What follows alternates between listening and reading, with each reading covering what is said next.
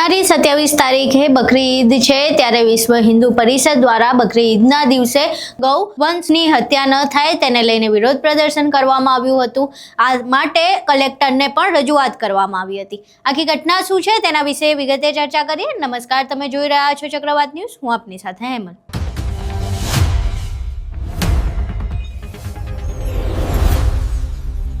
આવનારી 27 તારીખ એટલે હવે કે ગણતરીના દિવસોમાં બકરી ઈદ છે। બકરી ઈદના દિવસે કોઈ પણ ગૌ વંશની હત્યા ન કરવામાં આવે એને લઈને વિશ્વ હિન્દુ પરિષદ મેદાને આવ્યું છે।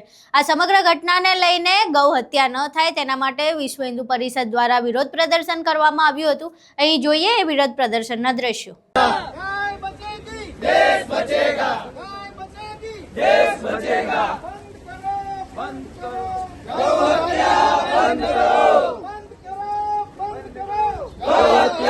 बंद करो।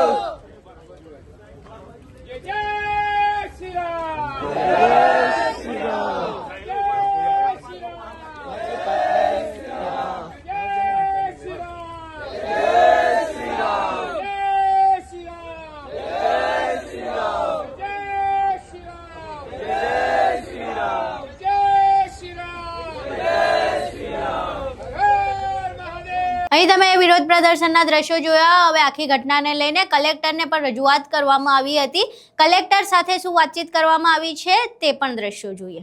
ગૌવંશ હત્યારાઓ ખુલ્લેઆમ ગૌવંશની તસ્કરી કરીને હત્યાઓ કરે છે, તો એમાં પ્રશાસન તરફથી કડકમાં કડક કાર્યવાહી થાય એવી કડક કાર્યવાહી અત્યારે થઈ નથી। ઘણી વખત ઘણા જગ્યાએ પ્રશાસનની મિલીભગત હોય, ઘણી જગ્યાએ લાપરવાહી હોય, એવું પણ ધ્યાનમાં વિશ્વ હિન્દુ પરિષદને આવેલું છે। તો અમે ખાસ આપણે નમ્ર વિનંતી કરીએ છીએ કે અમદાવાદ જિલ્લાની અંદર આ જે કડક અમલવારી થાય એ માટે આપ ખાસ સુયોગ્ય પગલાં ભરશો એવી અમારી અહીં તમે દ્રશ્યો જોયા। હવે વિશ્વ હિન્દુ પરિષદના જે સભ્યો છે તે આખી ઘટના અને વિરોધ પ્રદર્શનને લઈને શું કહી રહ્યા છે તે સાંભળીએ। માતર સર્વભૂતાના ગાઓ સર્વસુત પ્રદા। આપણે જાણીએ છીએ કે ભારત એક કૃષિ પ્રધાન દેશ છે અને ગૌ માતા એમનો આત્મા છે।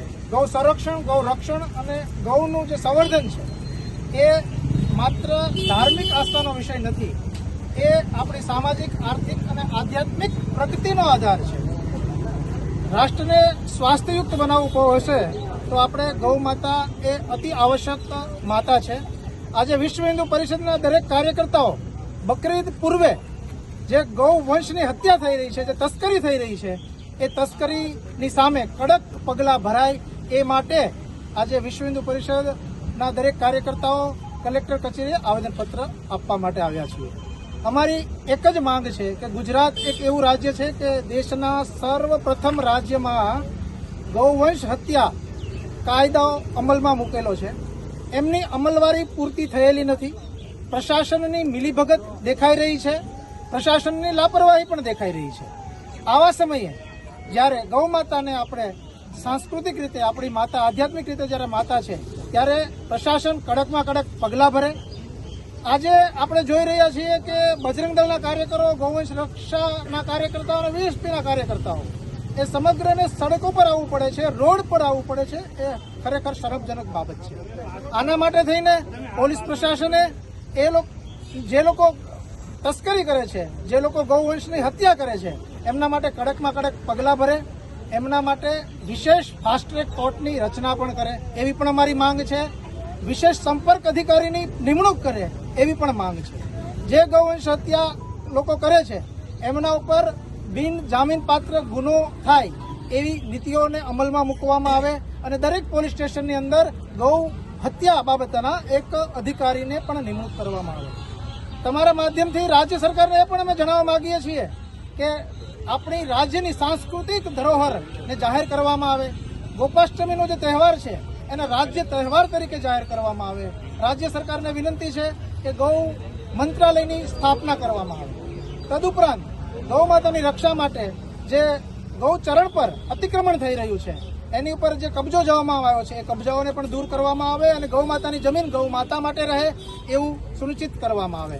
તદુપરાંત જે રાજ્ય સરકારોએ અત્યાર સુધી ગૌચરણની જમીન વિકાસના નામે બીજા ડિપાર્ટમેન્ટોને આપી દીધી છે, તો અમારી એ પણ માંગ છે કે એ જે જમીનની કિંમત છે એટલી જ કિંમતની જમીન દરેક ગુજરાતના કોઈ પણ ખૂણે એમને ગૌ માતા માટે ખરીદવામાં આવે અને એ એમના માટે પ્રિઝર્વ કરવામાં આવે. ઉદ્યોગોની જે નીતિ જે છે એ નીતિઓની અંદર પણ ગૌ માતા આધારિત જે ઉદ્યોગો છે એને પ્રોત્સાહન આપવામાં આવે.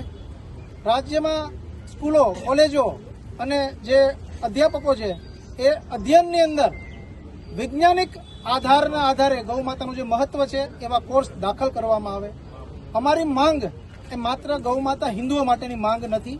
ગૌ માતા એ માનવ જાતની કલ્યાણકારી માતા છે. આ ગૌ માતાથી જ આપણું પર્યાવરણનું સંતુલન, આપણો આર્થિક આધાર રહેલો છે. તો રાજ્ય સરકારને અમે એ પણ વિનંતી કરીએ છીએ કે જે હિન્દુઓની જે લાગણીઓ છે એને ધ્યાનમાં લઈ અને લાગણી દુભાય એવું કોઈ પણ કાર્ય કરવામાં નહીં આવે. વિશ્વ હિન્દુ પરિષદ ભારતના હિન્દુ ધર્મના માનબિંદુ માટે હંમેશા આગળ આવીને ઉભી રહી છે. એટલે ગૌમાતાના પણ જો માનબિંદુ જે છે એમની પણ જો કંઈ અપમાન થશે તો વિશ્વ હિન્દુ પરિષદ કોઈ પણ કાર્યક્રમો આપશે, સડકો પર આપશે અને સરકાર સામે પણ અમે અમારો અવાજ ઉઠાવશું. જય શ્રી રામ, જય ગૌ માતા. અહીં તમે તમામ દ્રશ્યો જોયા. હવે વિશ્વ હિન્દુ પરિષદ બકરી ઈદના દિવસે ગૌવંશની હત્યા ના થાય અને ગૌ હત્યા ન થાય તેને લઈને સક્રિય છે અને અત્યારથી જ મેદાને આવી ગયું છે. ત્યારે હવે આખી ઘટનાને લઈને તમારું શું માનવું છે? વિશ્વ હિન્દુ પરિષદ દ્વારા જે વિરોધ પ્રદર્શન કરવામાં આવ્યું અને કલેક્ટરને જે રજૂઆત કરવામાં આવી તેના વિશે તમારા શું મંતવ્યો છે અમને કોમેન્ટ બોક્સમાં જરૂર જણાવજો. વિડીયો પસંદ આવ્યો હોય તો વિડીયોને લાઇક કરજો, શેર કરજો અને અમારી ચેનલને સબસ્ક્રાઇબ કરવાનું ભૂલશો નહીં. નમસ્કાર.